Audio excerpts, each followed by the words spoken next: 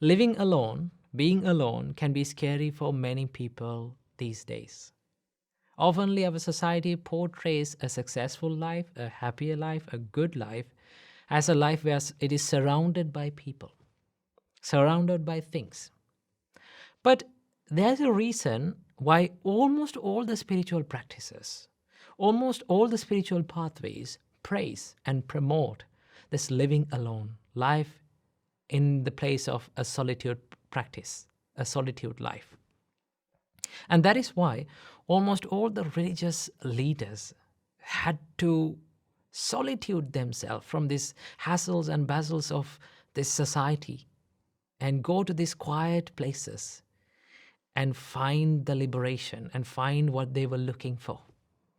Same went with the Supreme Buddha. Before he became the Buddha, he was a prince. He was living in a palace. He was indulging himself with this sensual pleasure. And then he understood, indulging in this sensual pleasure doesn't help me to find what I'm looking for. So what he did was he left the palace and he went from one forest to another, meditating, finding this peace, this ultimate peace, right? So living alone can be a blessing. It is a blessing when it is converted to a blessing, right? But living alone can be a curse as well for many people. That is why people most of the time they are scary.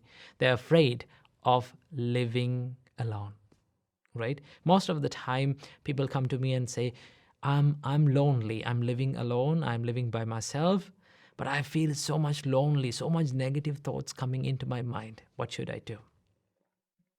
That is what happens when you turn this loneliness into a curse.